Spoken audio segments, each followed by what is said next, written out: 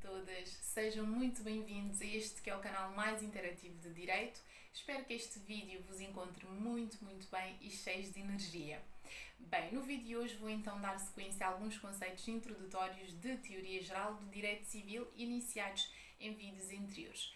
Assim, verão então abordados o conceito de protesto e reserva, vantagens do formalismo negocial e, por fim, consequências da inobservância da forma. Sem mais delongas, vamos lá começar.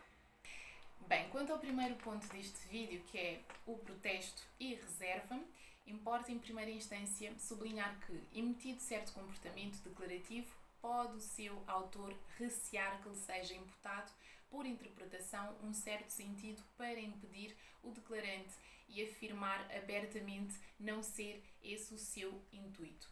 Portanto, a esta contradeclaração dá-se normalmente o nome de protesto. E o protesto tem aqui o nome de reserva quando consiste na declaração de um certo comportamento, mas não significa de todo renúncia a um direito próprio ou reconhecimento de um direito alheio. Afirma-se comumente que o protesto não vale quando o comportamento declarativo só consente, no caso, a interpretação contra a qual o declarante se quer acautelar.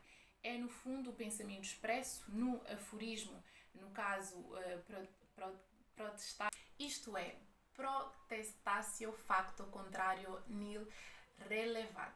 Portanto, a validade deste aforismo não tem, no fundo, porém, um alcance absoluto. Dito isto, passamos agora para a temática da forma de declaração negocial. Aqui, o formalismo negocial tem as seguintes vantagens. Por um lado, assegura uma mais elevada dose de reflexão das partes, no sentido em que, nos negócios formais, o tempo que medeia entre a decisão de concluir o negócio e a sua celebração permite repensar o negócio no todo e defende as partes contra a sua ligeireza ou precipitação. Do mesmo sentido, concorre então a própria solenidade do formalismo. Por outro lado, separa os termos definitivos do negócio da fase pré-contratual, isto é, negocial. Por outro lado, permite uma formulação mais precisa, mais concreta e completa da vontade das partes. Por outro, proporciona um mais elevado grau de certeza sobre a celebração do negócio e, por seu turno, evitando-se assim os perigos ligados à falível prova por testemunhas. Ainda possibilita uma certa possibilidade, uma publicidade no caso do ato, o que interessa ao esclarecimento de terceiros. Porém, estas vantagens têm um preço de dois inconvenientes principais. Por um lado, a redução da fluência e celeridade do comércio jurídico e, por outro, eventuais injustiças derivadas de uma desvinculação posterior de uma parte do negócio com fundamento, então, em nulidade do vício de forma, apesar de essa parte ter querido previamente, efetivamente, o ato jurídico negociável.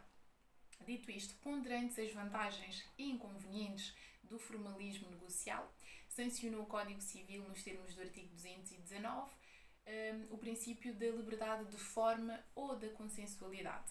Aqui, considerando, portanto, quanto a certos negócios prevalecerem as vantagens sobre os inconvenientes, admitiu-se, porém, numerosas e importantes exceções a esse princípio. Assim, o formalismo exigível para um certo negócio pode ser imposto por lei, que configura então a forma legal, ou resultar de uma estipulação ou negócio jurídico das partes que configura então a forma convencional. Portanto, o reconhecimento das estipulações das partes sobre forma do negócio não significa que os particulares possam afastar, então, por acordo, as normas legais que exijam requisitos formais para certos atos, uma vez que se tratam de normas imperativas. Portanto, o reconhecimento da forma convencional significa apenas poderem as partes exigir determinados requisitos para um determinado ato, pertencente a um tipo negocial que a lei regula como não formal ou sujeita a um formalismo menos solene. Dito isto, o negócio dirigido à fixação de uma forma especial para um ulterior negócio não está sujeito a formalidades conforme o artigo 223 do Código Civil. O nosso Código Civil consagrou ainda a regra dos pactos abolitivos ou extintivos, na medida em que estatui, em princípio, que as estipulações acessórias anteriores então ao negócio ou contemporâneas dele devem revestir sempre a forma exigida pela lei para aquele ato, sob pena de nulidade nos termos do artigo 221 também do Código Civil. Aqui admite-se, contudo, na mesma disposição, restrições a este princípio. Reconhece-se, portanto, a validade de estipulações verbais anteriores ao documento exigido para a declaração negocial ou contemporâneas dele, desde que se verifiquem cumulativamente as seguintes condições. Primeiro, que se trate de cláusulas acessórias que não sejam abrangidas pela razão de ser da exigência do documento e, por fim, que se prove que correspondem à vontade das partes. Dito isto, a possibilidade de as estipulações acessórias não serem não formalizadas, a que se refere o artigo 221 também do Código Civil, produzirem efeitos é bem menos do que prima facie pode parecer. Isto dado o disposto no artigo 394 também do Código Civil, que declara inadmissível a prova por testemunhas se tiver por objeto convenções contrárias ou então adicionais ao conteúdo de documentos autênticos ou particulares. Por fim, quanto aos pactos modificativos e aos pactos extintivos ou ainda, ou, se quisermos assim, abolitivos, o artigo 221, número 2 do Código Civil dispensa-os de forma legal prescrita para dispensa-os da forma legal prescrita para a declaração se as razões da exigência especial da lei não lhes forem aplicáveis. Passando agora para o último ponto deste vídeo, que é então as consequências da inobservância da forma, aqui importa em primeiro lugar distinguir duas realidades. Portanto, a distinção doutrinal entre formalidades é de substância, que são então insubstituíveis por outro género de prova, gerando a sua falta a nulidade do negócio, enquanto a falta das formalidades simplesmente ad probation podem ser supridas por outros meios de prova mais difíceis de conseguir. E por outro lado, as consequências da inobservância da forma, centrado mais no nosso direito, têm a ver com, em primeiro lugar, a inobservância da forma legal e a inobservância da forma convencional. Quanto ao primeiro, no caso, a inobservância da forma legal, temos que, em conformidade com a orientação da generalidade das legislações e com os motivos de interesse público que determinam então as exigências legais de forma, o Código Civil faz uma interligação entre a inobservância da forma legal, a nulidade e não a mera anulabilidade, como prevêem os artigos 289, 473 e 482, todos eles do Código Civil. Aqui, a nulidade deixará de ser a sanção para a inobservância da forma legal, sempre que, em certos particulares, a lei define outra consequência, como prevê o artigo 220 também do Código Civil. Enquanto que a inobservância da forma convencional se rege a este respeito o artigo 223 também do Código Civil.